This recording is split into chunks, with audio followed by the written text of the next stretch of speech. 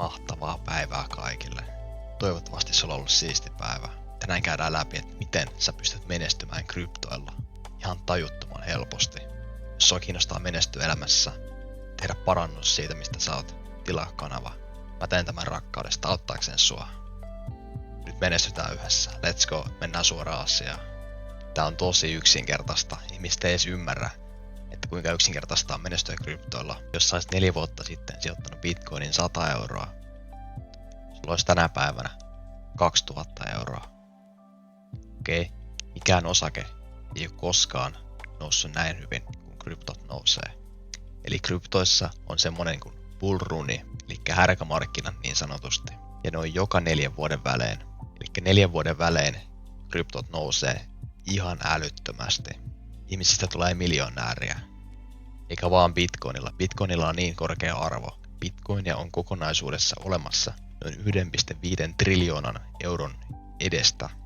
Eli sitä ei ihan noin vaan heilauteta enää sitä hintaa. Mutta on olemassa nimeltä altcoinit, eli nämä Ethereum ja siitä pienemmät market capit. Jos joku on kuullut Bitcoinista, niin varmasti myös kuullut Ethereum kryptovaluutasta. Niillä pienimmillä on paljon vähemmän arvoa kokonaisuudessaan. Esim. Ethereumia on kokonaisuudessaan 400 miljardia. Se on paljon vähemmän mitä Bitcoinia kokonaisuudessaan. Eli siihen ei tarvita niin paljon rahaa, että se nousee, kuin taas Bitcoinilla.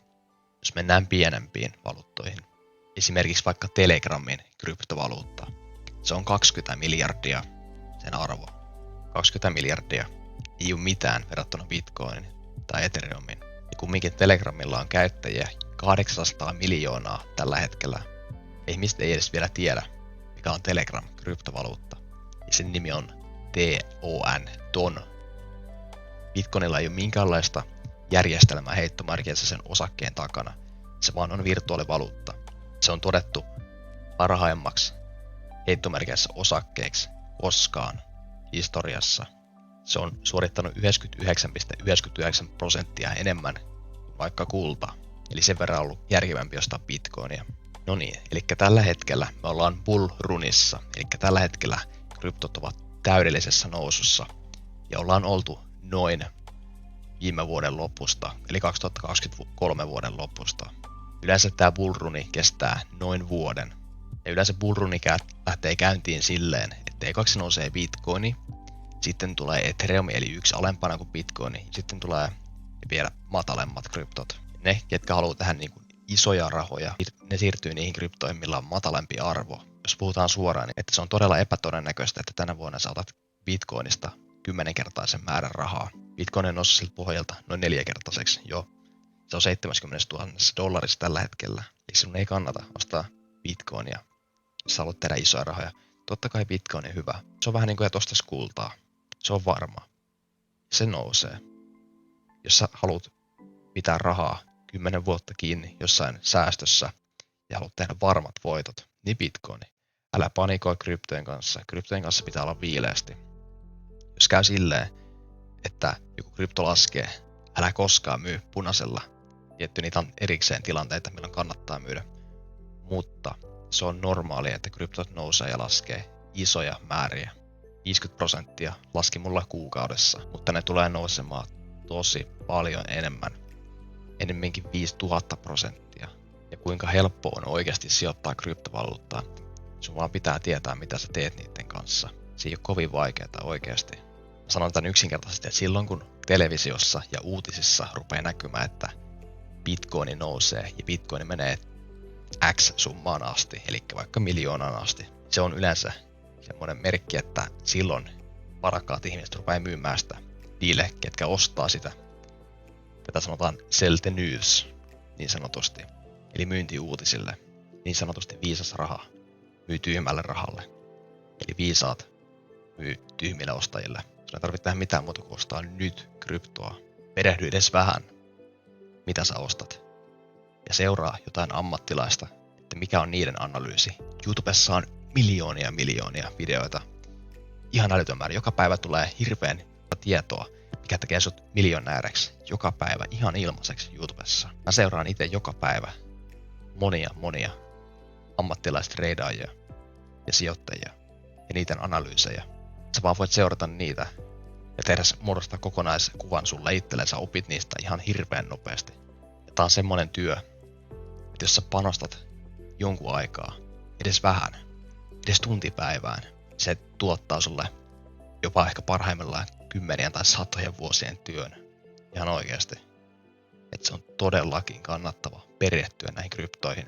Uutisissa ja mediossa aina pelotellaan ihmisiä kryptoilla, että ihmiset kusee rahat kryptoihin. Kyllä, valitettavasti 90% kansalaisista häviää rahaa, kun ne sijoittaa kryptoihin. Koska ne kaikki ostaa siellä korkealla. Silloin kun Bitcoin sanotaan jossain miljoonassa, silloin ne ostaa sitä, koska silloin siellä uutisissa sanotaan, että osta Bitcoinia ja silloin euro leviää joka puolella, nyt on kryptot korkealla. Totta kai ihmisen psykologia haluaa ostaa silloin, kun ne on nousussa. Niin haluaa ostaa siellä matalalla. Mutta viisas ihminen ostaa siellä matalalla. Tällä hetkellä ne on vielä matalalla. Ne on vielä tosi matalalla. Ja mä itse sanon omasta kannasta, että Bitcoin tulee menemään yli 100 000 ihan helposti. Ihan heilahtamalla. Eli sanotaanko vaikka, että jos sä nyt ostaisit jotain altcoinia, eli pienempää kryptovaluuttaa kuin Bitcoin, vaikka Arweave tai Thorchain, mikä on Rune, tai vaikka Telegram Coin, eli Ton Coin. Sä voit tehdä 10x ihan helposti tässä 6 kuukauden aikana. Jos sä sijoitat nyt 100 euroa, se voi olla loppuvuodesta 1000 euroa siellä.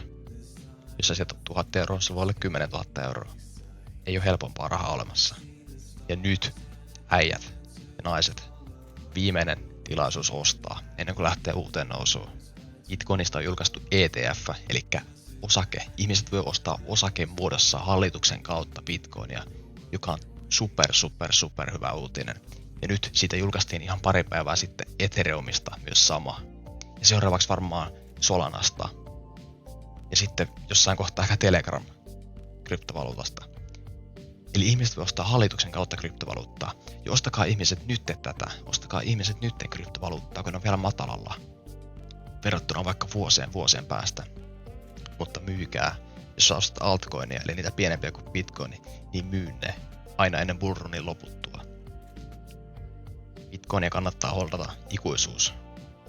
Mutta altcoinia ei kannata. Altcoinia kannattaa myydä bull marketin aikana. Koska ne tulee laskemaan 95%, kun bull marketti loppuu ja alkaa bear marketti. Eli silloin ne lähtee alas. Bull marketti kestää vuoden tai pari vuotta. Bear marketti kestää yleensä keskivertaisen 3 vuotta. Eli sun pitää keskittyä sen bull markettiin. Ja nyt on bull marketti.